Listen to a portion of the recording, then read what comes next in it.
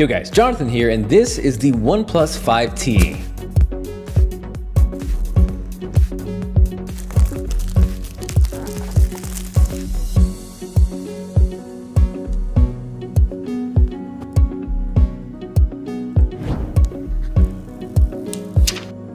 So alongside the OnePlus 5T, you get the dash charge USB-C cable, the power brick, quick start guide, SIM tool, and if you flip that quick start guide, you get a not that great of a case, but it's still cool that they included it. So today I want to break this down into 5 things to know before you potentially go out there and buy a OnePlus 5T. Unless you're a OnePlus 5 owner, then you're probably a little upset. I'm sorry. With that said though, the first thing I want to talk about is pricing. Now there were rumors that the OnePlus 5T could cost upwards of nearly $700. And if that upsets you, take a deep breath, you'll be happy to hear the OnePlus 5T starts out at $499. That'll get you 64 gigs of storage with 6 gigabytes of RAM, or alternatively, you can double your storage and bump that RAM up all the way to 8 gigabytes for $559. Now I've seen the argument that you can pick up an unlocked Galaxy S8 in the $500 range on Amazon, but to clarify, those are refurbished models. The cheapest new Galaxy S8 I've seen is about $630 right now. Regardless though, I will link both of those down below, and I'm curious to hear what sounds more enticing, a refurbished Galaxy S8 or OnePlus 5T. Next up is probably the biggest change to the OnePlus 5T, and that is the display. OnePlus has finally joined that 18:9 super tall screen party. So this essentially is a 6-inch display, 2160 by 1080, which may be a turnoff for some of you enthusiasts out there. Again, given the price point, I think the screen looks fantastic, and if you need more resolution, you can hop up to a Galaxy S8 or even the fan favorite, the LG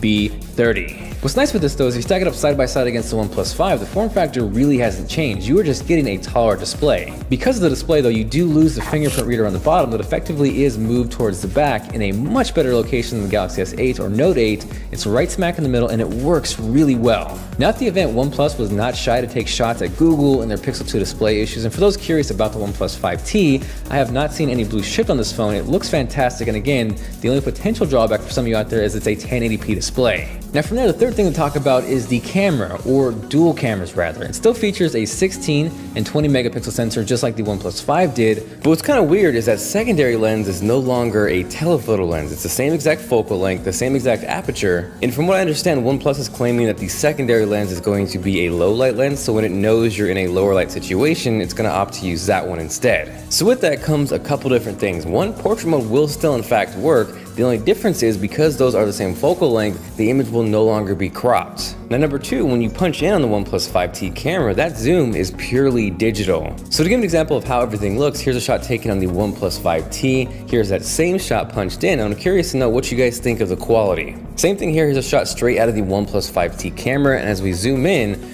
I gotta say, I don't notice too much in terms of a quality loss, but it's still kind of weird to me that they opted for no telephoto lens. Now this here was one of my favorite shots, and a couple notes. 1, this was using that fake digital telephoto zoom in, and 2, this was not using portrait mode, it was just straight out of the camera. Now from there, as far as low light goes, I actually got a pretty amazing test thanks to Mr. Linus Tech Tips, and the event was super dark. So here is an example of the flash on the OnePlus 5T. Looks very nice. From there, brace yourselves. This was straight low light, no flash or anything. You're welcome. From there, here's a quick selfie shot from the OnePlus 5T. Nothing special or magical, but still really solid. I gotta say, overall first impressions with the OnePlus 5T camera are really good. Now from there, the fourth thing to talk about is there is now Face Unlock.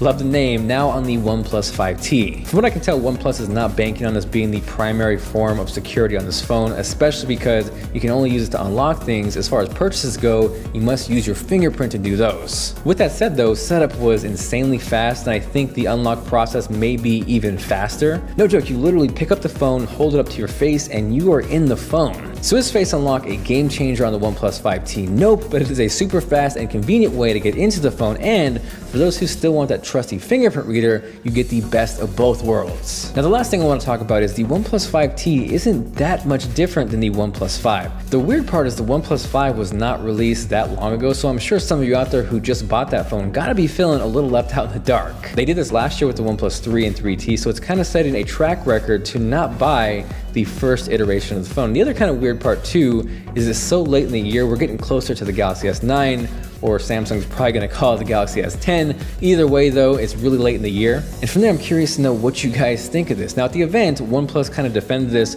by comparing it to a software update in the sense that if you had the ability to upgrade hardware, why wait a year? For me, it just kind of feels like this is what the OnePlus 5 should have been. Based off reactions on Twitter or at the event, I think most people would tend to agree. Granted, there are some pretty solid updates to Oxygen OS, which is super clean and customizable. One feature in particular that I think is really cool are parallel apps. So for example, maybe up to Twitter accounts, to Instagram accounts, to Facebook accounts, you can actually have parallel versions of these where you're logged in at the same time and choose which one you want to launch. From there, maybe the OnePlus 5 really didn't do it for you and you held off buying that, and now the OnePlus 5T makes way more sense. Aside from that, hopefully you enjoyed the video. If you did and you are feeling like being awesome, make sure to go super sexy Linus on that like button. This is Jonathan, and I will catch you guys later.